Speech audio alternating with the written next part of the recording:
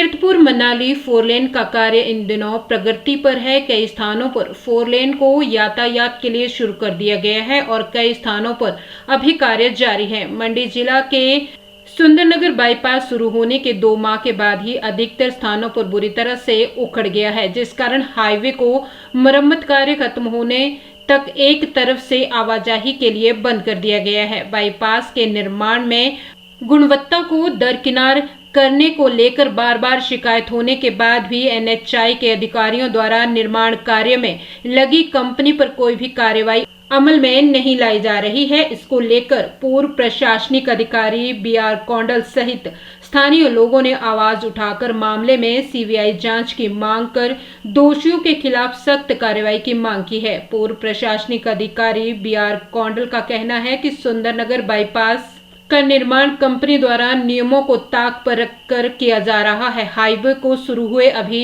पूरे 2 महीने भी नहीं हुए, लेकिन ये जगह जगह पर बारिश के कारण पूरी तरह से उखड़ गया है और पुल एवं सड़क धंस रहे हैं। फ्लाईओवर का कार्य सही तरीके से नहीं हुआ है, जिसके कारण यहाँ पर हादसों का दौर लगातार जारी है। और से लेकर पुंग तक जो है सुंदरनगर का बाईपास बना है और ये बाईपास जो है जैसे ही शुरू हुआ उसके बाद तुरंत पहली बरसात में ये चर्चा में आ गया। और चर्चा का जो मेन कारण रहा वो ये रहा कि जो भी इन्होंने काम यहाँ किया था वो सारा का सारा काम जो है धराशायी हो गया और ये पूरी सड़क जो है फट गई। अब क्यों फटी, इस सड़क में क्या डिफेक्ट था, इसके लिए तो हम लोग ज़्यादा एक्सपर्ट नहीं हैं। हम तो यही कह सकते हैं कि वर्षा के पानी से ये सड़क खराब हो गई। लेकिन जब कोई आदमी बीमार होता है तो डॉक्टर के पास जाता है और डॉक्टर ही इसकी असली नब्ज को पहचानते हैं कि इस अगर पेट में दर्द है तो वो दर्द इस वजह से, हम तो इतना ही कह सकते हैं कि पेट में दर्द है।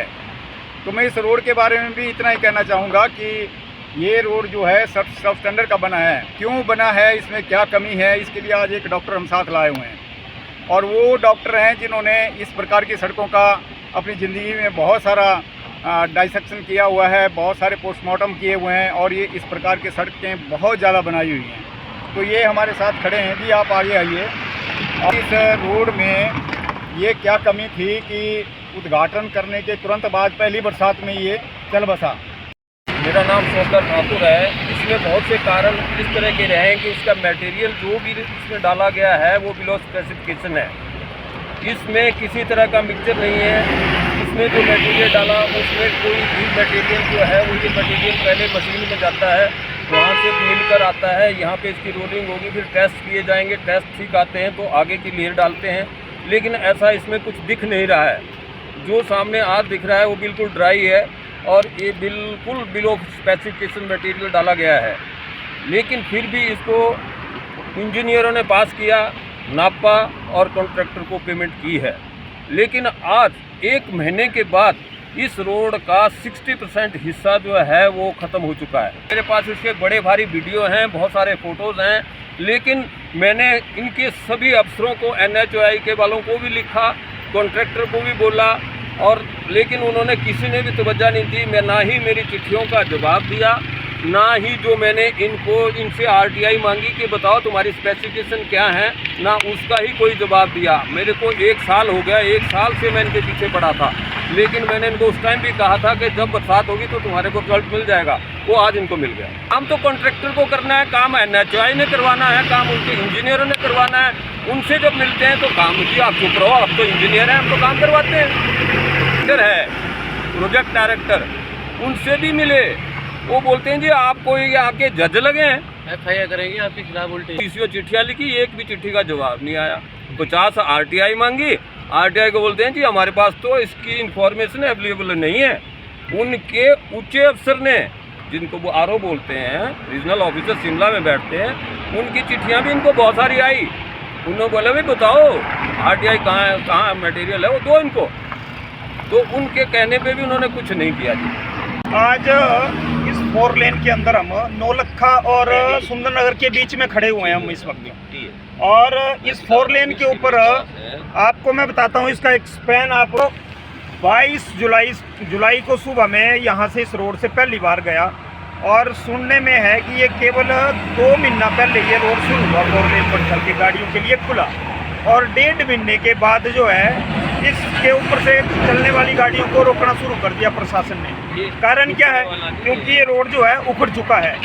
22 जुलाई को सवेरे में यहाँ से गया तो ये रोड छोटे छोटे गड्ढे इसमें पड़े थे, और उस दिन बरसात की पहली बारिश इसके ऊपर हो रही थी। और 1 अगस्त को मैं वापस आया तो इसके अंदर जो थे गड्ढे पड़ चुके थे। मैं बड़ा हैरान हुआ पहली बार 4 लेन का ये नज़ारा देख करके कि किस प्रकार से NHAI हिमाचल प्रदेश के अंदर ये काम कर रही है।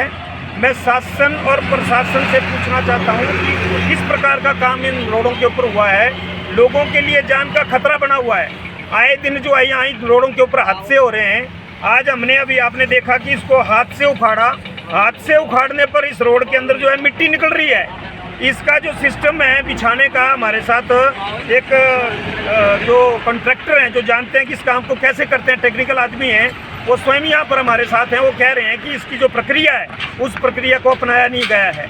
मेरा शासन और प्रशासन से सवाल है, सरकार में बैठे बैठे बड़े बड़े नेताओं ने, जिन्होंने पूर्व में जब ये काम शुरू हुआ है सरकार में बैठे हुए नुमाइंदों ने, कौन ऐसे लोग हैं जिन्होंने वो सारी की सारी मलाई जो है उसका प्रयोग किया हुआ है खाने के लिए, और पब्लिक को जो है यहाँ मरने के लिए छोड़ा हुआ है। आज ये रोड कभी ऑन हो रहा है, कभी ऑफ हो रहा है। हम जिस स्थान पर खड़े हैं, मैंने अभी देखा 3-4 गाड़ियाँ स्पीड से वहाँ से गाड़ी आ रही है, और उनको दूर से पता नहीं लग रहा कि बीच में इस रोड को जो है 100 मीटर के लिए 1 फुट गहरा जो उसको खोद दिया हुआ है। तो कितने हादसे यहाँ पर होंगे आए दिन। इसलिए मैं कहता हूँ कि समाज सेवी की जागो, और भारत सरकार से मेरा निवेदन है कि आंखें खोल करके हिमाचल सरकार से भी इन रोडों का जो है निरीक्षण किया जाए, और जिन्होंने इसके ऊपर घपलेबाजी की है उनके खिलाफ सख्त से सख्त कार्रवाई हो।